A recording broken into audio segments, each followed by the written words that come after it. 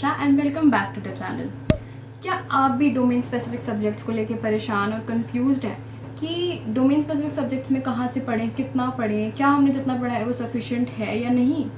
Worry not, I got you covered. I will be covering all the domain specific subjects which were a part of class 12 commerce syllabus since I was from a commerce background. So I'll be making a video on economics, accountancy, business studies and maths. Stay tuned for all the information and आज की video is about business studies. So let's get started.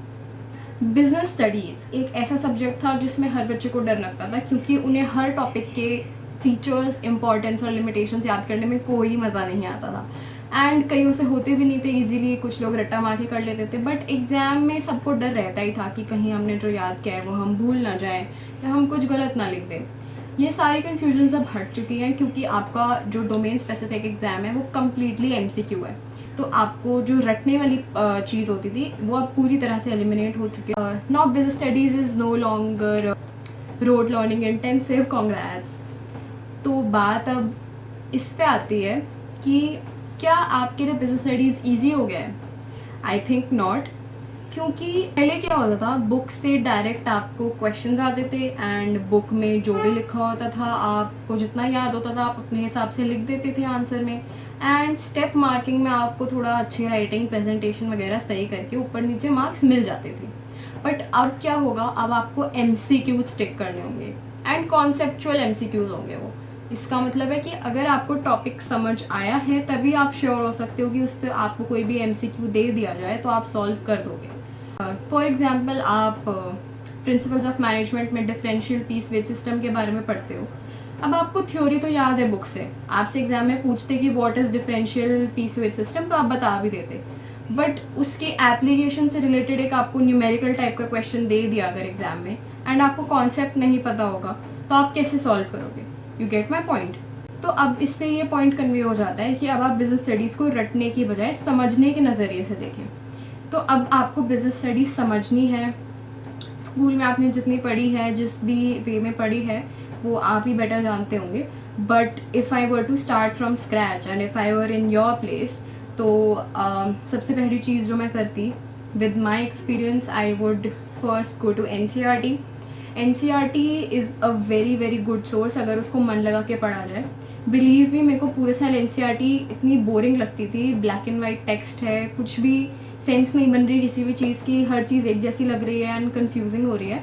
But मैंने जब एक बार ही मन लगा के जनवरी में when मेरे को बोर्ड्स के लिए तैयारी करनी थी, जब मैंने मन लगा के जनवरी में NCERT उठाई एंड उसको समझने के गोल से पढ़ा तो मुझे NCERT इतनी अच्छी बुक लगी कि आई वॉज लाइक मैंने पूरे साल क्यों नहीं पढ़ा इस बुक से. My life would have been so much better अगर मैंने इससे पढ़ के एग्जाम्स दिए होते. मेरे को स्ट्रेस जो हुआ था फालतू का वो नहीं होता.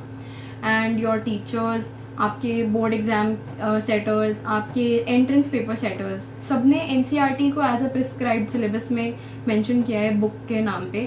तो it makes all the more sense to refer NCERT. And NCERT में भी आपको try to read it like a story.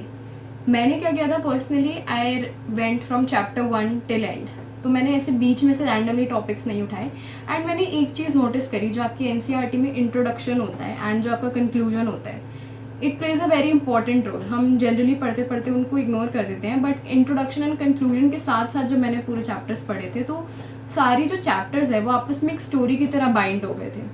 तो आपका प्लानिंग ख़त्म होते ही ऑर्गेनाइजिंग आया, ऑर्गेनाइजिंग ख़त्म होते ही स्टाफिंग आया, फिर डायरेक्टिंग एंड कंट्रोलिंग. तो वो एक पूरे प्रोसेस की तरह, पूरी मतलब दिमाग में एक स्टोरी की तरह बैठ जाता है पूरा अगर आप उसको एंड टू एंड पढ़ो जैसे कि मैंने पढ़ा था. एंड NCERT को ये है कि आप जितनी रीडिंग्स करो उतना आपके लिए बेटर है क्योंकि आपको MCQs अब किसी भी लाइन में से आ सकते हैं. ऐसे नहीं है कि कुछ इंपॉर्टेंट टॉपिक है सिर्फ इसी में से आएगा. MCQs can come from anywhere and everywhere. तो इट बिकम्स वेरी इंपॉर्टेंट कि आप NCERT को थरली रीड करो, उसको समझो, कॉन्सेप्ट समझने की कोशिश करो. एक लाइन पढ़ी, उसका जिस्ट निकालो दिमाग में कि अभी जो मैंने पढ़ा है इससे क्या समझ आया, जो आगे पढ़ूंगा उससे क्या समझ आया. कोई एक चीज़ नहीं समझ आए तो उसको और ढंग से पढ़ो. Go to the internet, try to research that topic, but कुछ छोड़ो मत. अपने ट्यूशन टीचर से पूछो, अपने कोचिंग इंस्टीट्यूट में किसी से पूछो. आपको कोई नहीं मिल रहा डाउट क्लियर करने के लिए, drop it in the comments, मैं रिप्लाई करूँगी. एंड एनसीईआरटी को पूरे अच्छे से पढ़ने की कोशिश करो, and that would be my suggestion. आपके बैच में तो टर्म 1 एग्ज़ाम दिए हैं, आपने सैम्पल क्वेश्चन पेपर्स भी देखे हैं, आपको पता ही होगा कि कितना एनसीईआरटी की एग्जैक्ट लैंग्वेज उठा के एग्ज़ाम में दी जाती है एंड कितनी बाहर की होती है। तो यू बी द बेटर जज हेयर, एंड ट्रस्ट मी, अगर आपको क्वेश्चंस की प्रैक्टिस करनी है, आप प्रीवियस ईयर सीबीएसई के पेपर्स उठा लो एंड उनको इस वे में देखो कि अगर इनसे एमसीक्यू बनते तो कैसे बनते, या फिर आप एनसीईआरटी में जो लास्ट में की टर्म्स ऐसे बुलेट पॉइंट्स में दिए होते हैं, रिविजन पॉइंट्स दिए होते हैं, एनसीईआरटी की थ्योरी दी होती है, बॉक्स में इन्फॉर्मेशन दी होती है, वो सब अच्छे से पढ़ो। एंड आप जितनी बार रिपीट करोगे उतनी बार ही आपका कॉन्फिडेंस आएगा। Repetition breeds confidence. सो जितनी बारी आप रिपीट करोगे उतने आपको अच्छे से समझ आएगा, जितना अच्छे से समझ आएगा और अच्छे से तरीके से आप उसको रिटेन कर पाओगे। कई बार ऐसा होता है कि हमने किसी और बुक से पढ़ा होता है पूरे साल, क्योंकि एनसीईआरटी इनहेरेंटली दिखने में बोरिंग है, I also admit it, but ऐसा होता है कि हम समझ लेते हैं टॉपिक को एंड देन एग्ज़ाम में हम समझ के सॉल्व कर देते हैं। बट वॉट बेटर देन आपने जिस बुक में से पढ़ा हो उसी के एग्जैक्ट वर्डिंग्स आ जाएँ, so that you don't have to spend much time on thinking on a particular question in the exam, and आपको देखते ही क्लिक कर जाए कि इसका आंसर तो वो है, and you take and move ahead with 100% accuracy. अगर आपको एडिशनल मटेरियल चाहिए तो आप सीबीएसई की वेबसाइट पर जाओ, सपोर्ट मटेरियल सर्च करो। Support material also has some really good notes. मैंने खुद सपोर्ट मटेरियल रेफर किया था क्लास 12 के टाइम, तो सपोर्ट मटेरियल पे जाओ, वहाँ पे देखो एमसीक्यूज उसमें होते हैं, वो अटेम्प्ट करो and you will be good to go. तो this was my video regarding business studies.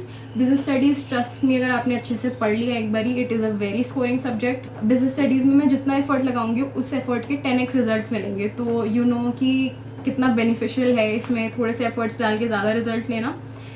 And since आपकी CUET में डोमेन स्पेसिफिक सब्जेक्ट्स में किसी में 2 और किसी में 3 लेने हैं, तो अगर आप अकाउंटेंसी में इतने अच्छे नहीं हो, मैथ्स में इतने अच्छे नहीं हो, जो कि जनरली ज़्यादातर बच्चे नहीं होते, तो यू कैन बी श्योर कि आप बिजनेस स्टडीज़ पढ़ के समझ के फ़न लेके बिल्कुल अच्छे से स्कोर कर पाओगे एंड अपनी परसेंटाइल रैंक को ऊपर कर पाओगे।